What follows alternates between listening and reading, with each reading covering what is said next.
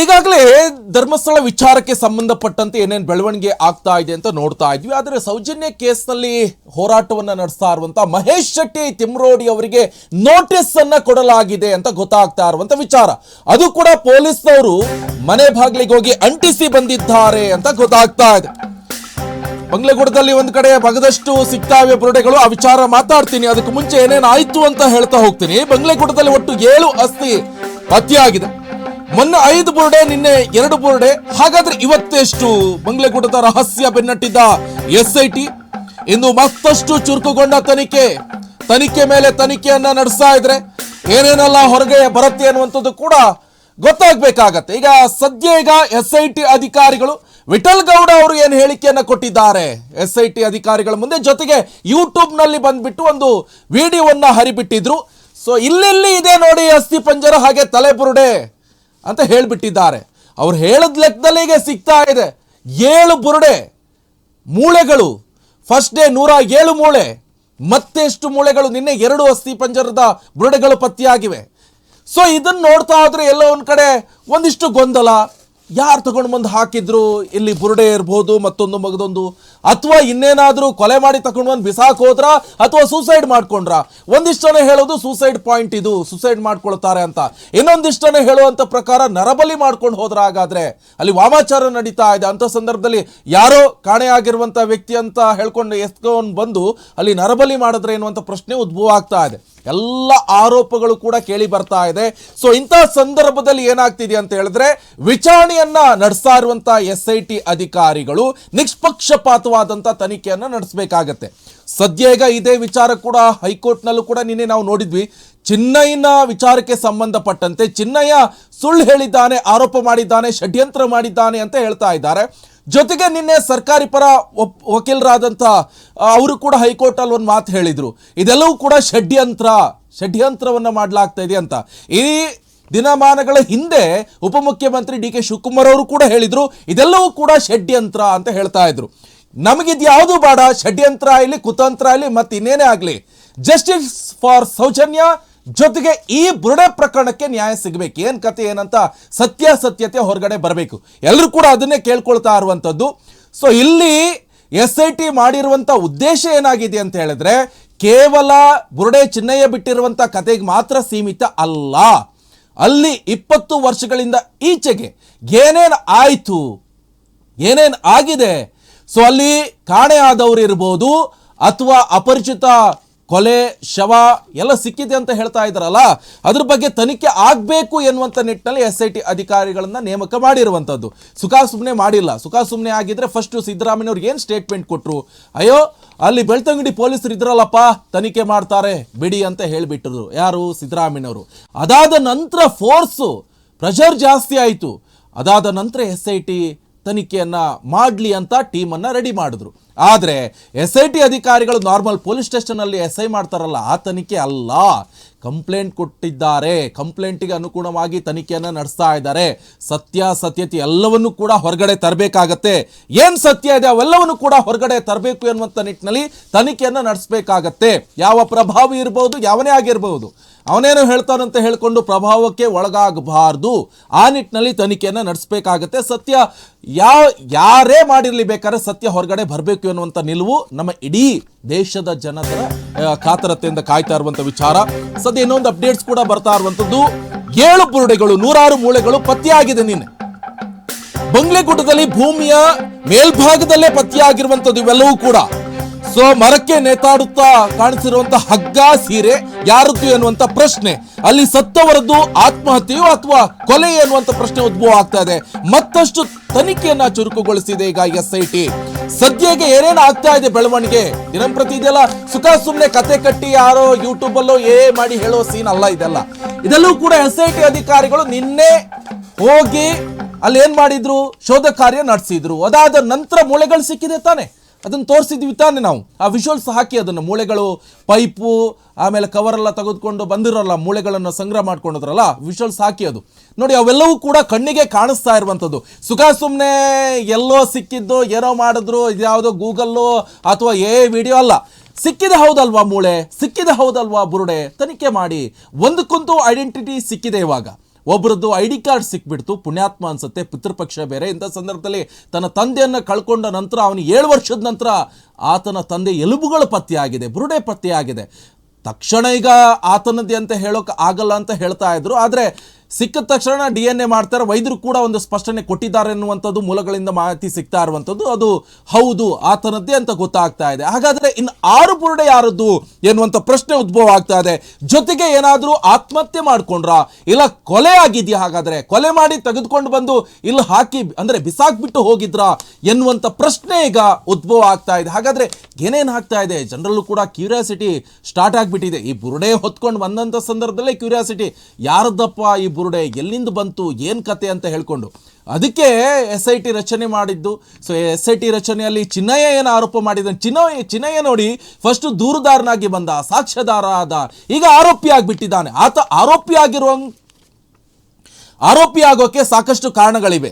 ಮೊಟ್ಟ ಮೊದಲನೇದಾಗಿ ಬುರುಡೆ ಈತ ತೆಗೆದುಕೊಂಡು ಬಂದಿದ್ದಾನೆ ಅಂತ ಹೇಳಿದ್ದಾನೆ. SITಗಳ ಮುಂದೆ ಇದು ನಾನು ತೆಗೆದುಕೊಂಡು ಬಂದಿದ್ದಲ್ಲ, ಇದು ಬೇರೆಯವ್ರು ನಂಗೆ ಕೊಟ್ಟಿದ್ದು. ಯಾರು ಕೊಟ್ಟಿದ್ದು? ಗಿರೀಶ್ ಮಟ್ಟಣ್ಣ ಅವರು, TJ ಅಂತೂ. ವಿಚಾರಣೆ ನಡೆಸಂತ ಸಂದರ್ಭದಲ್ಲಿ ಹೋಗ್ತಾ ಮೂಲ ಬುರುಡೆ ಎಲ್ಲಿಂದ ಬಂತಂತ ನೋಡಿದಾಗ ವಿಠಲ್ ಗೌಡ ಕೊಟ್ಟಿದ್ದು ಅಂತ ಗೊತ್ತಾಯಿತು. ವಿಠಲ್ ಗೌಡ ಕೊಟ್ಟಿದ್ದು ಅಂತ ಗೊತ್ತಾದ ತಕ್ಷಣ ಅಲ್ಲಿ ಒಂದು ಫೇಲ್ಯೂರ್ ಆಯಿತು ಚಿನ್ನಯ್ಯಂದು. ನೆಕ್ಸ್ಟ್ ಪಾರ್ಟ್ ಏನಾಯ್ತಪ್ಪ ಅಂತ ಹೇಳಿದ್ರೆ, ಈತ ನನಗೆ ಕೊಲೆ ಬೆದರಿಕೆ, ಜೀವದ ಬೆದರಿಕೆ ಇದೆ ಅಂತ ಹೇಳ್ಕೊಂಡು ನಾನು ಧರ್ಮಸ್ಥಳ ಬಿಟ್ಬಿಟ್ಟು ಹೋದೆ, ಚೆನ್ನೈಯಲ್ಲಿ ವಾಸ ಮಾಡ್ತಾ ಇದೆ ಅಂತ ಹೇಳ್ಕೊಂಡು ಚಿನ್ನಯ್ಯ ಹೇಳ್ಬಿಟ್ಟಿದ್ದಾನೆ. ಆದರೆ ಈ ಪ್ರಕರಣ ನಡೆಯೋಕ್ಕಿಂತ ಮುಂಚೆ 2 ವರ್ಷದಿಂದನೇ ಇವನು ಧರ್ಮಸ್ಥಳದಲ್ಲಿ ಬೀಡ್ಬಿಟ್ಟಿದ್ದಾನೆ, ವಾಸ್ತವ ಮಾಡ್ತಾ ಇದ್ದಾನೆ ಅಂತ ಗೊತ್ತಾಯಿತು. ಅಂದ್ರ ಮೇಲೆ ಈತನಿಗೆ ಜೀವ ಬೆದರಿಕೆ ಎಲ್ಲಿಂದ ಬಂತು ಅಂತ ಹೇಳಿ ಪ್ರಶ್ನೆ ಮಾಡಿದ್ರು. 2ನೆಲ್ಲೂ ಚಿನ್ನಯ್ಯ ಫೇಲ್ ಆದ. 3ನೇ ಏನಾಯ್ತು ಅಂತ ಹೇಳಿದ್ರೆ, ತನ್ನ ಕುಟುಂಬದ ವರ್ಗದವರ ಮೇಲೆ ಲೈಂಗಿಕ ಕಿರುಕುಳ ಆಗಿದೆ.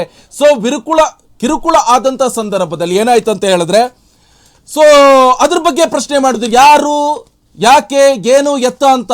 ಆ ಕ್ಷಣದಲ್ಲೂ ಕೂಡ ಈತ ಎಲ್ಲ ಒಂದ್ ಕಡೆ ಸುಳ್ಳು ಹೇಳಿದ್ನ ಅಂತ ಗೊತ್ತಾಯ್ತು. ಅದಾದ ನಂತರ ಏನಾಯ್ತು, ಚಿನ್ನಯ್ಯನ ಕಥೆಯನ್ನು ಎಲ್ಲ ಒಂದು ಕಡೆ ಆರೋಪ ಸುಳ್ಳು ಹೇಳದ್ನ ಅಂತ ಹೇಳ್ಕೊಂಡು ಚಿನ್ನಯ್ಯನ ಫಸ್ಟು ಒಳಗಡೆ ಹಾಕ್ಬಿಟ್ರು, ಕಸ್ಟಡಿ ತಗೊಂಡ್ಕೊಂಡ್ಬಿಟ್ರು. ಯಾಕಂದ್ರೆ ಹೊರಗಡೆ ಕಳಿಸಿದ್ರು ಕೂಡ ಕಷ್ಟ, ಮತ್ತೇನಾದ್ರೂ ಹೇಳ್ತಾನೆ, ಮತ್ತೇನಾದ್ರೂ ಆಗತ್ತೆ ಅಂತ ಬಹಳ ಪ್ರಮುಖವಾಗಿ ಗಮನಿಸಬೇಕಾಗತ್ತೆ ವೀಕ್ಷಕರೇ. ಯಾಕಂತ ಹೇಳಿದ್ರೆ ಈಗ SIT ಅಧಿಕಾರಿಗಳ ಮುಂದೆ ವಿಠಲ್ ಗೌಡ ಬಂದು ಒಂದು ಹೇಳಿಕೆಯನ್ನು ಕೊಡ್ತಾರೆ. 2-3 ಬಾರಿ ವಿಠಲ್ ಗೌಡ ಅವ್ರನ್ನ ಕರೆಸ್ಬಿಟ್ಟು ಮಾಹಿತಿಗಳನ್ನ ಕಲೆ ಹಾಕೊಂಡಿದ್ರು. ಮುಂದೊಂದು ದಿವಸ ವಿಠಲ್ ಗೌಡ ಏನಾದ್ರೂ ಸುಳ್ಳು ಹೇಳಿದ್ರು ಆತನ ತಲೆಗೂ ಕೂಡ ಬರುತ್ತೆ. ಆ ಕಾರಣದಿಂದ ವಿಠಲ್ ಗೌಡ ಅವರಿಗೂ ಭಯ ಇರುತ್ತೆ, ಎಲ್ರಿಗೂ ಕೂಡ ಭಯ ಇರುತ್ತೆ. ಆದ್ರೆ ಅವ್ರು ಹೇಳಿರುವಂಥದ್ದು ಸತ್ಯ ಅಂತ ಗೊತ್ತಾಗ್ತಾ ಇರುವಂತ ಸಂಗತಿ ಕಾರಣ, ಹೌದು ಅಲ್ಲಿ ತಲೆಬುರುಡೆ ಸಿಕ್ಕಿದೆ. ಈ ವಿಡಿಯೋ ಮಾಡಿದ್ದಾರೆ. ವಿಡಿಯೋ ಮಾಡಿರುವಂತಕ್ಕೂ ಕಾರಣಗಳಿದೆ. ಬಿಜೆಪಿ ನಾಯಕರು ಕೇಳ್ತಾ ಇದ್ರು, ವಿಠಲ್ ಗೌಡ ಯಾಕೆ ವಿಡಿಯೋ ಮಾಡಿಬಿಟ್ಟ, ತನಿಖೆಯಲ್ಲಿ ಇರುವಂತ ಸಂದರ್ಭದಲ್ಲಿ ಯಾಕೆ ವಿಡಿಯೋ ಮಾಡ್ದ ಅಂತ ಪ್ರಶ್ನೆ ಮಾಡ್ತಾ ಇದ್ರು ಬಿಜೆಪಿ ನಾಯಕರು. ವಿಡಿಯೋ ಮಾಡಿದ ಕಾರಣ ಇದೆ ರೀ. ಯಾಕಂತ ಹೇಳಿದ್ರೆ, ನಾಳೆ ದಿವಸ SIT ಅಧಿಕಾರಿಗಳ ಮುಂದೆ ಹೇಳಿದಂತ ಸಂದರ್ಭದಲ್ಲಿ ಹೇಳಿ ಬಂದಿದ್ರು, ಅಲ್ಲಿ ಹೋಗಿ ಬುರುಡೆ ಸಿಗುತ್ತೆ ಮಾಜರ್ ಪ್ರಕ್ರಿಯೆ ಮಾಡಿದಂತ ಸಂದರ್ಭದಲ್ಲಿ ಅಂತ ಹೇಳಿಬಿಟ್ರು. ಸೊ ಆ ಸಂದರ್ಭದಲ್ಲಿ ಏನಾಯ್ತು ಅಂತ ಹೇಳಿದ್ರೆ, ಅವ್ರು ಇನ್ ಕೇಸ್ SIT ಅಧಿಕಾರಿಗಳು ತನಿಖೆಗೆ ಹೋಗೇ ಇಲ್ಲಪ್ಪ, ಬೇಡ, ಚಿನ್ನಯ್ಯ ಹೇಳಿದ್ ನಾವು ನೋಡಿದ್ವಿ, ಚಿನ್ನಯ್ಯ ಹೇಳಿದ್ನಲ್ಲ ಬುರುಡೆ ಪ್ರಕರಣ ಏನಾಯ್ತು ಅಂತ 17 ಗುಂಡಿಗಳನ್ನು ಕೂಡ ತೋಡಾಯ್ತು, ಏನು ಸಿಕ್ತು, ಕೇವಲ 2 ತಾನೆ ಅಂತ ಹೇಳ್ಕೊಂಡು ಬಿಟ್ಬಿಟ್ರೆ ಅಂತ ಹೇಳಿ ವಿಠಲ್ ಗೌಡ ಏನು ಮಾಡಿದ್ರು, ಯೂಟ್ಯೂಬಲ್ಲಿ ವಿಡಿಯೋ ಮಾಡಿಬಿಟ್ರು. ಯಾಕಂತ ಹೇಳಿದ್ರೆ ಸಾಕಷ್ಟು ಜನರಿಗೆ ರೀಚ್ ಆಗಲಿ.